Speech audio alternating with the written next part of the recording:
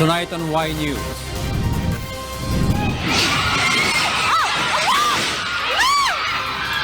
Two Filipinos died and 4 others were injured in a serious car accident in Singapore.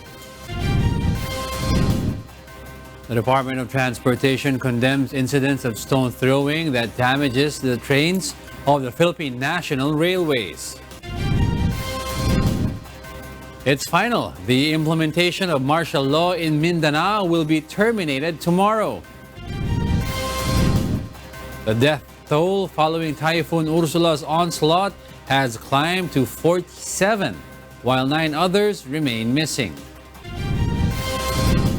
And cybersecurity experts warn of malicious online greetings this holiday season.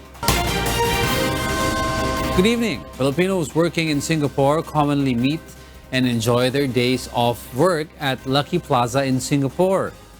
But what was supposed to be a Sunday full of well wishes for the festive season turned into horror. Nina Armilio reports. Several Filipino household helpers were happily spending their Sunday, greeting each other for the year-end festivities on a pavement in Nutmeg Road behind Lucky Plaza in Singapore. But the next sound heard was a careering vehicle and a loud crash.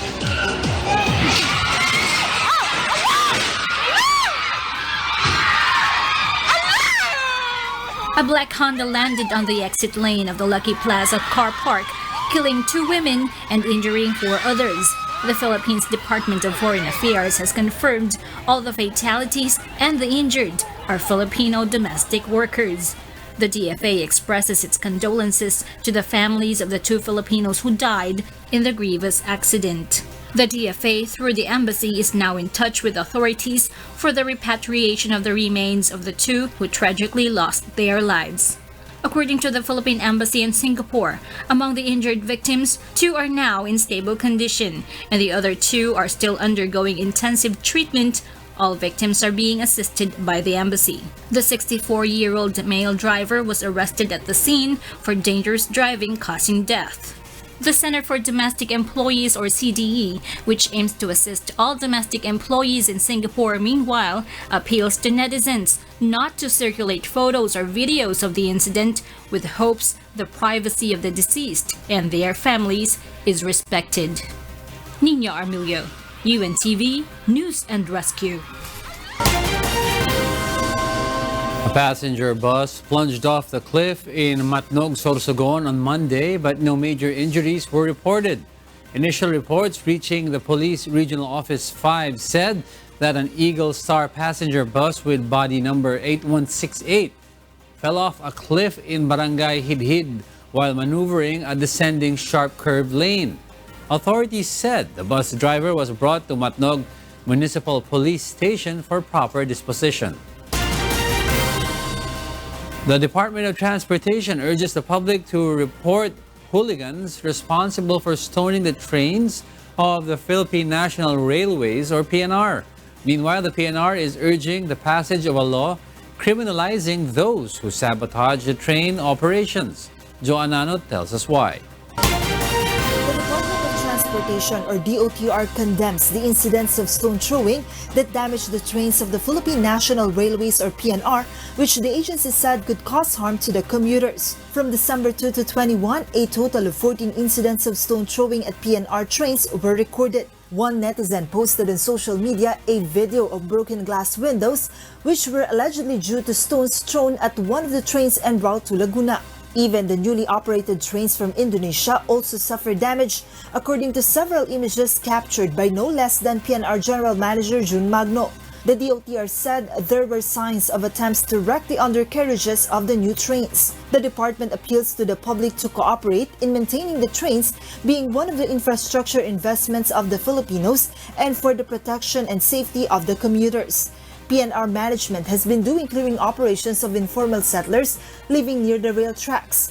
However, authorities find it difficult to apprehend those who are damaging the trains, as they cannot provide a round-the-clock patrol in the area. Even so, the PNR is constantly pushing for a measure that would criminalize any act sabotaging the operations of the PNR.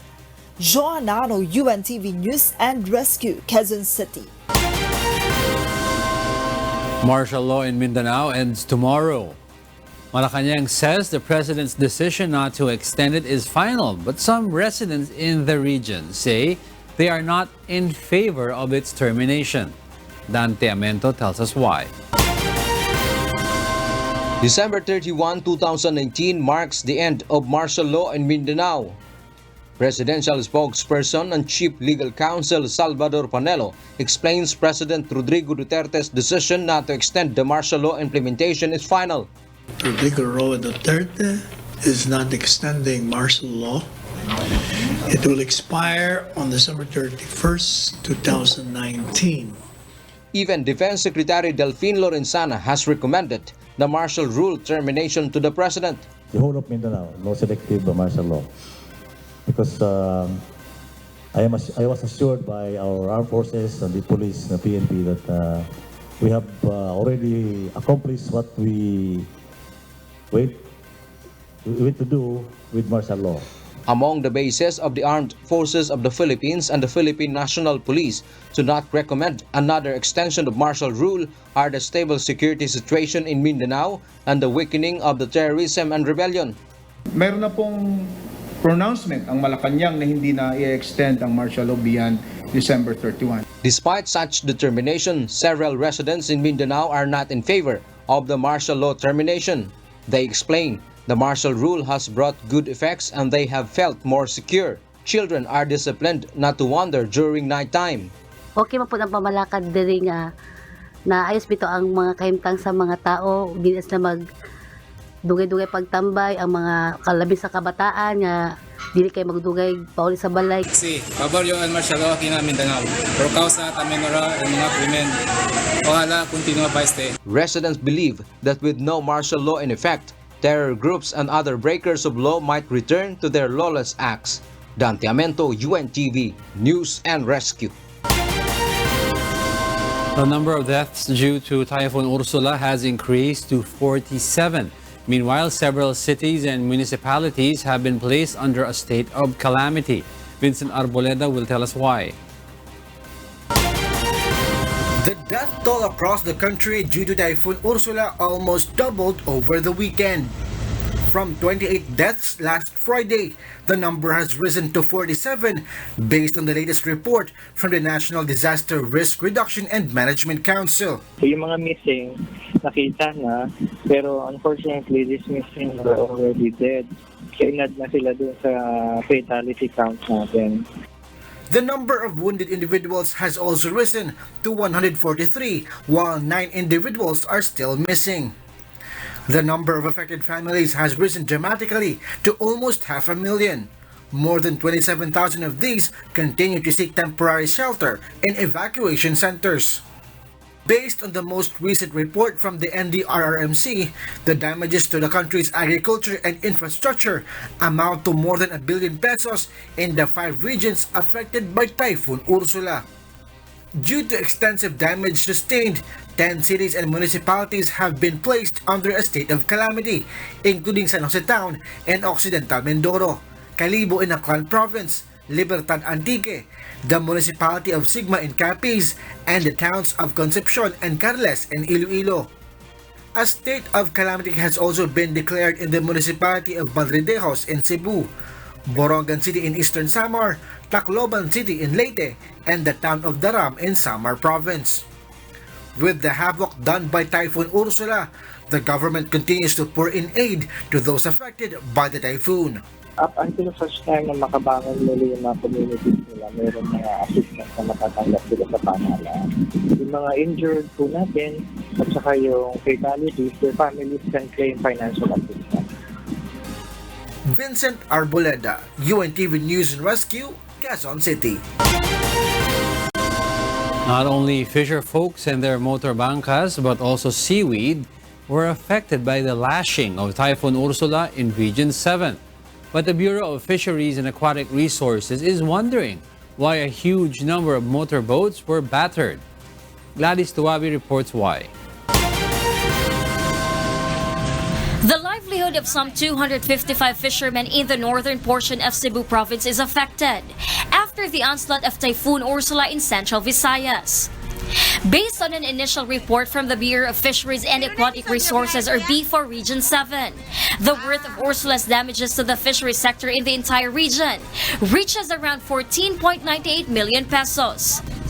Central Visayas consists of Cebu, Bohol, Negros Oriental, and Siquijor. The heavy rains and strong winds brought by Ursula battered 119 motorized pump boats and 12 non-motorized pump boats, says the report. Most of the damages. Alma Saavedra, the Public Information Officer of B4 Region 7, adds that about 8.5 hectares of seaweeds were also destroyed. She adds that the agency is wondering why a lot of motorized bangkas were damaged when the fisher folks had been given warning ahead of the storm's onslaught.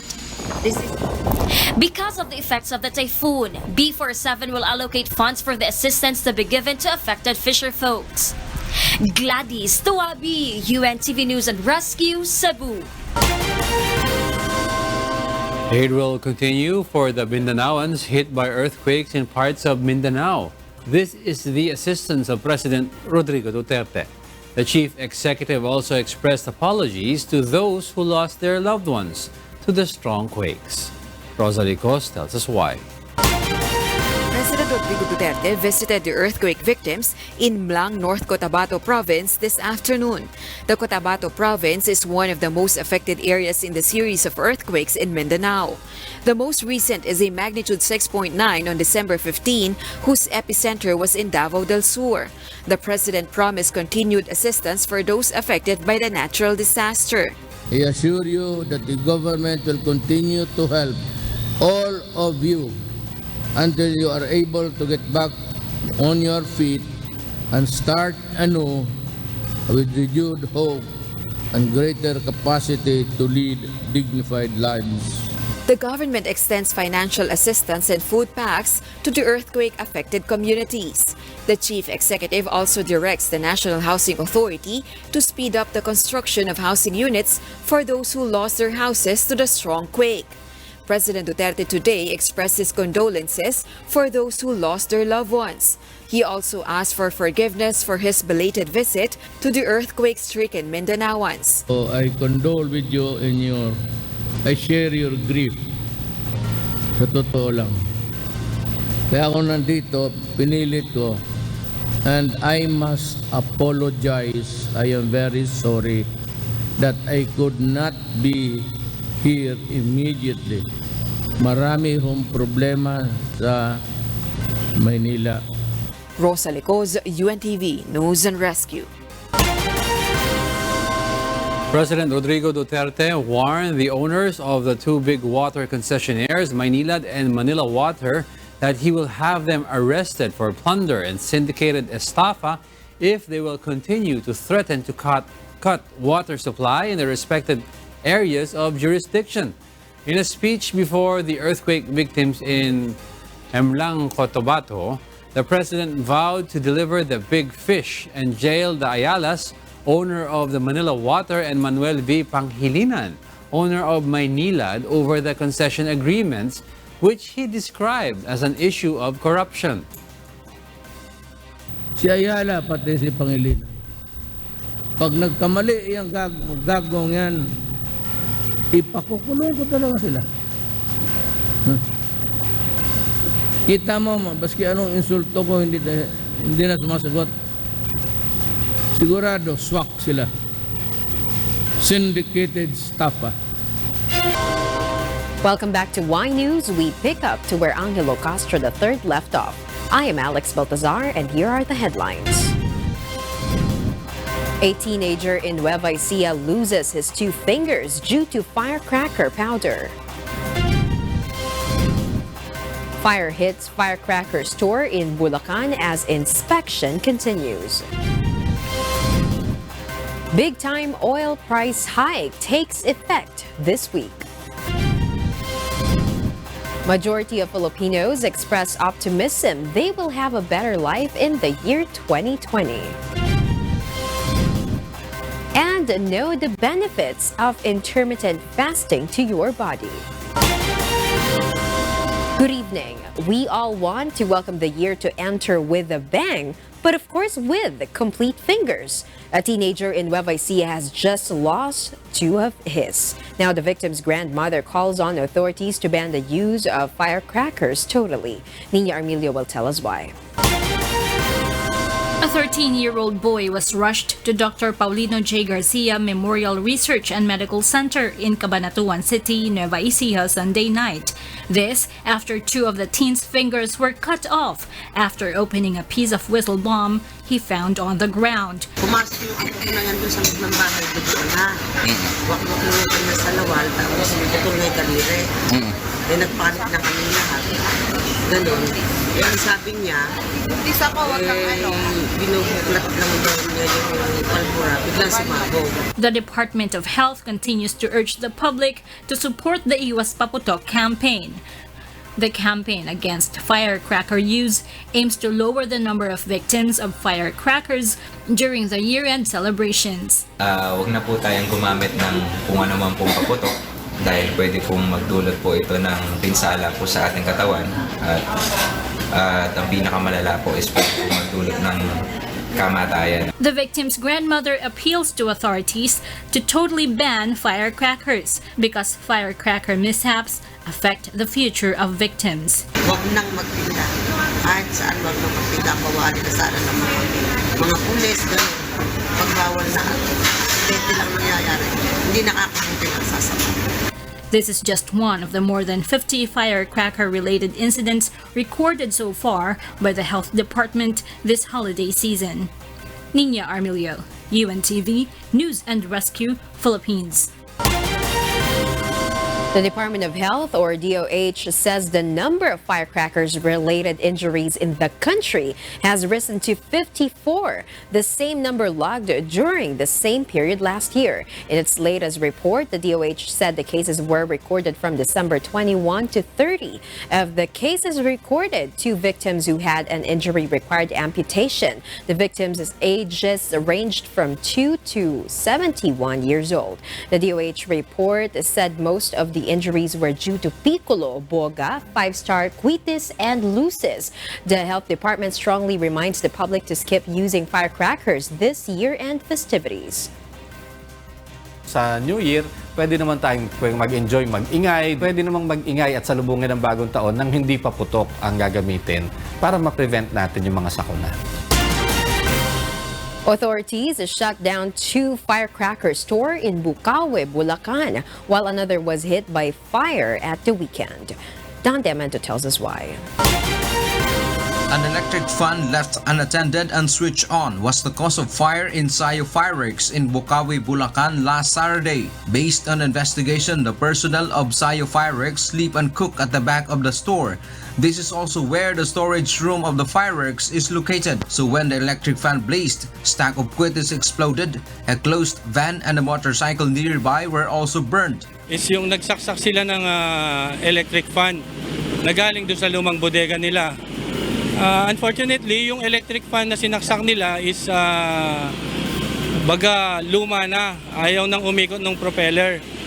Nagkataon, hindi niya tinanggal yung saksak, inon lang nila. So nung pagsaksak nun, nagkaroon din ng pagbiblink yung mga ilaw. Then eventually, nakita na lang nila yung electric fan na nagliliyab. This morning, authorities inspected other firecracker store in the area. 2 of the stores were ordered to shut down due to the same violations made by Sayo Fireworks. Their storage room is near their stores. Personnel sleep in the store. Vehicles are parked nearby. Dapat po tindahan lang. Purposely, magtitinda lang. Wala pong stock, wala pong gagawa, at wala rin pong dapat magluluto at matutulog. Authorities warn firecracker store owners to obey the law and also think of the safety of their personnel and of residents. Dan Diamento, UNTV, News and Rescue, Philippines. Manileños should avoid using firecrackers in celebrating the end of the year, according to City Mayor Isko Moreno Dumagoso. Bernard Dades tells us why. Manila Mayor Isko Moreno Dumagoso today visited the families affected by the fire incidents in Pandacan last Saturday and Parola yesterday. The local chief executive gave grocery items and cash for them to immediately rebuild their houses. Before 2019 closes, 784 fire incidents had been recorded by the Manila City government. Mayor Isko urges Manileños to avoid using fireworks for the year-end celebration. Instead, residents can use alternative noisemakers like kitchenware such as pots and pans. The mayor advises parents to not allow their young ones to go outdoors in the eve of the celebration to avoid accidents. He also reiterates the strict prohibition of burning tires. The city mayor directs the Manila Police District and all barangay officials to work on maintaining peace and order in the city. The City Social Welfare Department and the City Disaster Risk Reduction and Management Council are on alert status to assist those in need. All 6 hospitals under the city government management will be open. Minsan kasi sa putukan may mga labintador na hindi pumuputok. Madalas dyan na aksidente yung bata. Kung hindi ko nga kayo mapigilan magpaputok, pagkatapos ng putukan, makisuyo lamang, no? Buhusan nyo ng tubig. Yorme also appeals to Manileños to immediately clean up all waste after the celebration because the Manila Department of Public Service will collect garbage early. The mayor of the nation's capital also gives everyone his year-end message. Ang isang maling nakagawian ay hindi common na kagawian ay tama na. Minsan, naghahangad tayo ng pagbabago sa buhay. Naghahangad tayo ng pagbabago sa pamamahala. Mapalokal man o mapanasyonal. Pero siguro wala din namang masama na tayo'y manalamin at magmuni-muni. Ano nga ba ang naging partisipasyon ko sa hinahangad kong pagbabago? Bernard Dadis, UNTV News and Rescue, Manila. Are you fond of sending greetings to your friends and loved ones via the internet, especially now that it's the holiday season? Then you should beware. Harleen Delgado clarifies why. Cybersecurity Philippines Search has released a threat advisory about fraudulent holiday greetings with malicious intent. The nonprofit Computer Security Incident Response Team explains that victims will receive a greeting notification which lures them to open a message. Once clicked, it will redirect the user to a different website. The suspicious website will ask for the victim's data while a malicious file is running. This will then allow the website to send similar greeting messages to the victim's contacts. The Philippine National Police Anti-Cybercrime Group says they have received reports on this and now investigating the matter. Police say hackers tend to use such fraudulent activity to take advantage of the holiday season. Take advantage ng mga masasamang loob yung pagkakataon na merong pera, bonus yung ating mga kababayan at syempre di ba yung ating mga salary pumapasok na automated na. Authorities remind the public to be vigilant and avoid clicking suspicious links from unknown sources. Iniimbestigahan pa natin, hindi pa sigurado kung ito ba ay makasasama o makabubuti sa atin personally at sa ating mga personal information. Wag na lang muna natin siyang i-click. In case you have already clicked a malicious link, experts advise to change your banking and social media account passwords right away. Reset your browsers too. Update your anti-malware software and scan your computer or smartphones. Harleen Delgado, UNTV News and Rescue. Do you feel hopeful for the new year soon to enter or fearful that life's challenges would become more difficult to overcome? Well, a recent social weather station survey shows that 9 out of 10 Filipinos say they are hopeful for the year 2020. Nel Maribuhok explains why. Despite the problems Filipinos are faced with, the price hike of basic goods, water and power rate increases, calamities, and even threats of losing one's job, most Filipinos feel hopeful as another year begins. Mga bibiliin po, mga patas na pataas pamahal na pamahal. Dapat yung sweldo, medyo patasan na rin. Kulang na yung budget po. So, positive pa rin pag... Batat ang ano ko lang po, mawala akong karamdaman. Kasi pag may karamdaman, hindi ka na Kasi dito na po ako. An interview with 1,200 respondents conducted by the Social Weather Stations or SWS conveys that 96% of Filipinos have hope for the year 2020. 4% meanwhile have expressed they have fear for the coming year. According to the SWS, hope for a coming year has always been high. It is apparent most Filipinos deal with challenges optimistically. Amid problems, we remain with a positive outlook in life and faith that every day God has compassion. Nel Maribuhok, UNTV News and Rescue, Quezon City. The Bureau of Internal Revenue reminds self-employed and regular employees to file their income tax return as early as possible. Nel Maribuhok tells us why. The Bureau of Internal Revenue or BIR recommends to self-employed and regular employees to file their income tax return or ITR in the first week of January 2020. This is to prevent any problems or penalties if they cannot reach the deadline. Kapag nagfa-file ka ng return na late, is marami pong pataw yan na penalty. Merong 25% of the basic tax na surcharge na tinatawag, so plus 25%. Bukod pa doon, may 20% interest per annum pa. While it is ideal that an employee files his or her income tax return or ITR early, many Filipinos seem to have gotten used to catch the last day of paying taxes. But the BIR reminds the public the earlier the better, so as not to experience the long queue of taxpayers on the last day of filing. BIR Deputy Commissioner Marisa Cabreros clarifies the April 15 deadline of annual ITR filing has not changed. Hindi na-move yung deadline kasi apparently may mga nagsasabing, naging because of train law, na-move yung deadline ng individual filing ITR ng May 15. Hindi po.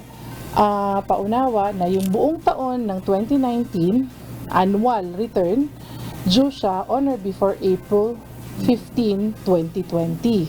Nel Maribuhok, UNTV News and Rescue, Quezon City. Oil companies are set to impose big-time oil price hike this week. Shell announced that effective 6 a.m. tomorrow, December 31, it will impose an additional 80 centavos per liter on gasoline, 50 centavos per liter on diesel, and 35 centavos on kerosene. Uni Oil, meanwhile, said it will add 45 to 55 centavos per liter to the price of diesel and 85 to 95 centavos per liter to gasoline. Oil firms clarified, however, that the price adjustment does not include the impending excise tax on fuel set for 2020. Industry players said the oil price hike follows price adjustment in the world market. Are you planning to go on a diet next year? Intermittent fasting may be the diet plan for you. More than the challenge of fasting are its benefits. And the key to a successful diet is determination. Aiko Miguel tells us why. There's a long list of diets people have tried. Many succeeded while others failed. If you're not after weight loss but a healthy and long life, intermittent fasting is the answer to your needs. Based on research by a neuroscientist, Dr. Mark Mattson of Johns Hopkins University School of Medicine in the United States. Intermittent fasting or IF helps a person achieve longevity. IF falls generally into two categories: 16-8, which narrows eating times to 6 to 8 hours per day, and 5-2 fasting, in which people limit themselves to one moderate-sized meal 2 days each week. Mattson's study has shown that IF can reduce blood pressure, help in weight loss, and in the treatment of type 2 diabetes. Did you know that Kuya Daniel Razon follows an intermittent fasting eating routine? Nag-intermittent diet ulit ako. Yung intervals pa? Ang interval ko, ang window ko lang ng pagkain, 11 a.m. hanggang 5 p.m. Hindi kasi ayoko na kumain sa gabi. Para hindi na ako... Nagbo-bloat kasi ako. Actually, hindi naman ako malaki. Bloated ako pagka. Kaya... Pag nawala yung bloatness, biglang-bigla makita ko magsusring ako. Nagpo-full meal ako pagkatanghali.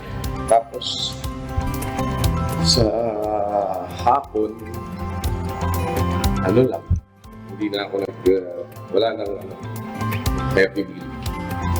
Puro mga sa hapon, ano na lang ako, yung juice, sayote. Ipagkataas ng tanghalian hanggang bago mag-5, bigyan mo akong bulubo. Tapos 5, sayote. Sayote, apple, cucumber. Kuya Daniel emphasizes that determination is the key to doing it right. Mas magandang diet talaga. Regular diet, na balanced diet. Hindi ka naman mag-balanced diet. Ayun nga, mag-calorie counting ka. Pwede naman yung bawas ka na carbohydrates. Lifestyle kasi yun. Dapat talaga. Determinasyon nga yun eh. Ako ngayon, kaya ang gagawin ko na, it's more on yung sustainable. Hindi yung pag isang period, papapayat, tapos magle-let go. So ngayon, inumpisahan ko, nagbabawas lang muna ako, tapos at saka ako susustain. Ang kailangan maging regular talaga yung physical activity. Fasting has actually been a practice in the ancient times as what is written in the Bible. Kaya nababasa sa Biblia yan, napag-aralan ng mga siyentipiko ngayon, napakahalaga ng pag-aayuno. Bakit? Unang-una, nagpapahinga yung mga processes ng katawan. Yung digestive process ay nagpapahinga yon. Kaya nagpapahinga ang atay, o nagpapahinga ang pancreas, nagpapahinga yung bituka, at nagkakaroon ng process of toxin elimination. Kasi wala silang trabaho, pagka hindi ka kumakain, may enzyme tayo, wala siyang ma-dissolve.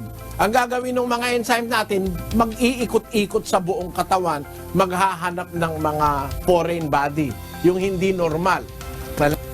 Meron kang mga nasisirang selula, kung hindi ka kumakain, i-repair yun ng mga enzyme. Kaya malaki ang nagagawa ng ayuno.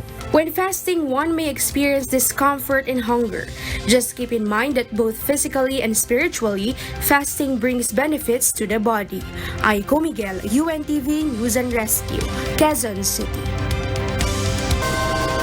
And to complete the most significant news for this day, Y News continues. Here are the top stories. More than 10,000 legitimate jeepney operators receive a fuel subsidy under the government's Pantawid Pasada program. But some transport groups are belittling the fuel subsidy and stand firm that only a fair increase will help them cope with the effects of the excise tax imposed on fuel under the train law. Joanne Nano tells us why. On its official Facebook page, the Land Transportation Franchising and Regulatory Board, or LTFRB, announces that another fuel subsidy has been credited to more than 100,000 registered jeepney operators. Such distribution of fuel subsidy is under the government's Pantawid Pasada program. Each operator was given 20,514 pesos and 76 centavos credited in their Pantawid Pasada cash cards. Through the cards, drivers and operators can redeem the fuel subsidy at participating gas stations. The government has distributed a total of 2.2 billion peso fuel subsidy to jeepney operators. But for the transport group Pasang Mazda, the subsidy given by the government is not enough for the drivers and operators to cope up because of the additional excise tax to be imposed on petroleum products. According to Pasang Mazda President Obet Martin, each driver spends around 1,500 to 2,000 pesos daily for diesel. Although the subsidy will help ease the driver's burden, it will only have a partial effect on the drivers and operators' expenditures. So, ilang araw lang yun, 10 days lang yun. So, pagkatapos to, nga ang driver. Tulong din to, pero pansamantala lamang. Several groups argue the approval of the petition fare hike is the only solution to help them cope with the impact of the excise tax on petroleum products beginning January 2020. Pasang Mazda and other transport groups will ask the LTFRB to increase the minimum fare to 11 pesos from the current 9 pesos. The transport groups clarify they are not against with the implementation of the Tax Reform for Acceleration and Inclusion or TRAIN law, as they see that the revenues from its implementation are utilized to fund various build projects. But Pasang Mazda appeals to commuters to understand their situation and their reason for filing such petition. Unawain niyo po ang aming katatayuan sapagkat kayo po'y inuunawa namin. Ayaw po namin magtaas. Subalit ito po ay diktado ng sa pandaigdigang merkado yung pagtaas ng presyo ng petroleum product. Joanano, UNTV News and Rescue, Quezon City. Meanwhile, the Luneta Park in Manila City was filled with holidaymakers and parkgoers on December 25th. But Manila Mayor Isko Moreno Dumagoso got dismayed. Bernardadis explains why. Rizal Park, also known as Luneta Park, is one of the favorite destinations of many Filipinos, especially during holidays. The 58-hectare park is known for its wide space that's perfect for picnics, and its beautiful scenery like the famous dancing fountain and Rizal Monument. But before 2019 ends, Manila City Mayor Isko Moreno Dumagoso calls the attention of those who will go to the iconic park on December 31st to celebrate the coming of another year. Dumating silang malinis. Umalis silang malinis. Kung nabubuhay lang si Rizal, baka pinagsisipa sila. Dumagoso made the statement after he got dismayed with tons and tons of waste left by park goers during the December 25 celebration. The mayor also imparted a message to Filipinos during the wreath-laying ceremony at the 123rd death anniversary of Dr. Jose Rizal to show concern for the country, like what the Philippine national hero did for the nation to enjoy peace and independence today. Dumagoso explained this can be shown by simply obeying the law like proper waste disposal. The city mayor also warned violators will be arrested on December 31st. We might arrest people doing littering on December 31. So kung gusto ninyong bagong tao sa loob ng kulungan, magtapon mo kayo ng basura. Kung ayaw nyo naman, malulugod naman kami. Ilagay nyo na sa tama sa city. Bernardadis, UNTV News and Rescue, Manila. Many Filipinos prefer to go out of town for the holidays and leave their houses unattended. But authorities remind the public to secure their houses before leaving for a long vacation. Harleen Delgado reports. It has been a practice for most Filipinos to use the holiday season as an opportune time to take a break from the hustle-bustle of the city and the urban life. The downside is there are unlawful elements who also take advantage of the holiday season, not to go on vacation, but to work on their criminal acts instead. Here are some reminders to have a worry-free mind to enjoy a holiday trip away from your house. Keep all your valuables such as gadgets and jewelry. Store them in a secured area. Make sure to close all windows, doors, and any other possible entrances to the house. Do not leave spare keys in predictable areas. Ask a trusted neighbor to look after your house. It would be better to install a house alarm system for additional security. Refrain from posting your location and destination to your social media accounts. If you have pets, do not leave them outside your house, especially during the New Year festivities. Animals such as dogs are sensitive to loud noise, particularly the sound of firecrackers, which may cause them stress. If possible, bring your pets with you or ask a trusted neighbor or a friend to take care of them while you are away. Authorities remind the public to always put safety first to be out of harm's way this holiday season. Harleen Delgado, UNTV News and Rescue. And for the news abroad, a gunman opened fire in a church in Texas, fatally shooting 2 individuals before being killed by an armed member of the congregation. Rosalie Cos details why. A man pulled out a shotgun at West Freeway Church of Christ in White Settlement, a suburb of Fort Worth church service, and killed 2 people Sunday before he was fatally shot by congregants who quickly returned fire. Video footage showed the gunman stand up from a pew and speak to a man nearby who gestured at another parishioner. The gunman then fired at the man he gestured toward. The gunman fired again at the man he had spoken to before a member of the congregation acting as a security guard returned fire with a handgun, immediately felling the attacker. Several other parishioners also produced handguns and trained them on the attacker. The 2 churchgoers who were shot died later in hospital, police said. Members of the congregation in the nearly full church were seen on the live stream ducking down behind pews as screaming filled the room. Police said they were still trying to determine the attacker's motives. White Settlement Police Chief J.P. Bevering praised the heroic actions of those who confronted the attacker. Texas Governor Greg Abbott called the shooting an evil act of violence. In September, a new law came into effect in Texas that allowed licensed handgun owners to carry weapons in places of worship. The state has seen a number of deadly shootings this year. In August, 22 people died and 24 were wounded at a Walmart store in El Paso.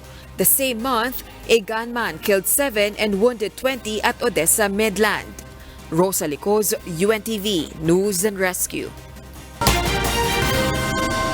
North Korean leader Kim Jong-un has convened a meeting with the top officials of the ruling party as the year-end deadline set by Pyongyang to resume stalled nuclear talks with the United States looms. Justin Masakayan reports. North Korea leader Kim Jong-un urged his Central Committee to consolidate sovereignty and security in the second session of an important plenary that could be key to the disarmament dialogue with the United States. Kim led Sunday the second day of the current Central Committee of the Workers' Party's 5th meeting in Pyongyang, North Korea. This session, which focused mainly on the economic issues, allegedly focused on the need to take positive and offensive measures in relation to the country's foreign affairs, armed forces, and munition goals. No details were offered on the measures Kim outlined. The state news agency said the meeting would continue, implying the plenary would last at least a 3rd day. The meetings are celebrated at a time of uncertainty over the possibility of North Korea choosing to abandon nuclear negotiations with the United States due to the lack of progress in dialogue. U.S. National Security Advisor Robert O'Brien warned Sunday that Washington would be greatly disappointed if Pyongyang decided to close the door on talks and that the White House had many tools to respond to the regime. The meeting comes shortly before the end of the year deadline Pyongyang gave Washington to present a new negotiation offer, and days before Kim's traditional New Year address, in which he could hint at the position his regime may adopt. Justin Masakayan, UNTV News and Rescue. Just one day out from the year-end festivities, a growing online campaign is fighting to cancel all fireworks demonstrations across Australia. Nina Bascon tells us why. Thousands of Australians were calling on Monday for the cancellation of New Year's Eve pyrotechnics in Sydney to show respect for those affected by the wildfires that have affected the country's southeast for weeks. John Barilaro, New South Wales Deputy Premier, was the latest to show his support for the cancellation of fireworks to welcome 2020 in the state capital, Sydney, the most affected by the crisis. His stance follows an online campaign with more than 271,000 people had joined, asking to suspend these shows countrywide and allocate the money used to organize them to support firefighters and victims. The Sydney municipal government ruled out suspending the show, scheduled to take place on the emblematic Port Bridge, the budget for which amounts to 5.8 million Australian dollars or $4 million and is expected to be viewed live by about 1 million people. Tanya Goldberg, the city's head of major events, said preparations for the show began 15 months ago and that the security budget had been spent, adding that the event's cancellation would have few benefits for devastated communities. At least 9 people have died from the fire since July, 8 in New South Wales, where 3 million hectares and more than 900 houses have been burned and are still active about 100 outbreaks. Temperatures above 40 degrees exacerbate fires that have also burned in other parts of the country, such as Victoria State in the southeast, where authorities on Sunday called thousands of residents and visitors to evacuate a popular mountain tourist area. Nina Bascon, UNTV News and Rescue, Australia. Did you experience writing in slum books back in the 80s and 90s when you had to write who your crush is? And then when you accidentally read your crush has a crush other than you, more than shocked, you felt a bit sad. You would often ask yourself, why? More so, teenagers of today ask the same question. And many people also wonder how to determine if the feeling they're feeling is indeed true love. Aiko Miguel interviewed some Filipinos about crushing and found some answers from Kuya Daniel Razon. Let's watch this. It is a natural feeling to have a crush on someone. This means you have found something beautiful or admirable about that person. But there may be times when your feelings aren't reciprocated. Some even asked why the one-sided admiration. Hindi nga eh. Pangit ako eh. Siguro dahil sa appearance ko. Hindi po, may ibang crush eh. Many have attempted to answer this question, but Kuya Daniel Razon's answer addresses the anxieties of those who go emotional over one-sided admiration. Kung malay ko sa kanya, kung hindi niya ako crush, kung crush ko siya, hindi niya ako crush, anong magagawa ko dun, di ba? Wala kang magagawa dun kung hindi ka crush yung crush mo. Kasi hindi mo naman pwedeng pilitin ng tao dun sa nararamdaman niya. Kasi dapat things should come to you naturally. What can you do if your crush is crushing on somebody else? Kuya Daniel advises never force yourself on someone who doesn't have any feelings for you. Do not pretend to be somebody you are not. Ang pinakamaganda pa din sa tao, yung natural niya. At kung may dinidevelop man tayo sa ating mga sarili para mas maging mabuting tao, hindi para magpanggap, kung hindi para isabuhay natin yung mabubuting bagay na pwedeng magbigay sa atin ng advantage na maging isang mabuting tao. At gagawin mo yon hindi dahil sa gusto mo lang magustuhan ka. Dahil kung gusto mo lang magustuhan ka, later on, pag nagustuhan ka na, baka mawala na yon. Dapat maging, natural sa'yo yon. There are also those whose crush returns the same admiration, as if finding the one. The question is, how can you know if it's true love you are feeling? Yung magkasundo kayo sa lahat na bagay. Mahal ka niya, mahal mo rin siya. Ganon. Marunong pong magtiwala, rumispeto, tsaka si God po yung center. But Kuya Daniel says, you yourself can determine if what you're feeling is indeed true love. Hindi mo lang siya hinangaan dahil doon sa abilidad niya na nagagawa niya. Hindi ka lang na-attract sa kanya dahil gwapo siya, maganda siya. Kasi ngayon na medyo hindi na siya kasing gwapo nung nagustuhan mo siya, pero nararamdaman mo pa rin yung pakiramdam na yun na siya yung gusto mong makasama, siya yung gusto mong palaging nakikita, siya yung kumbaga confidante mo. Yun, love yun. For more of Kuya Daniel's advice, just subscribe to KDR TV YouTube channel. Aiko Miguel, UNTV News and Rescue, Quezon City.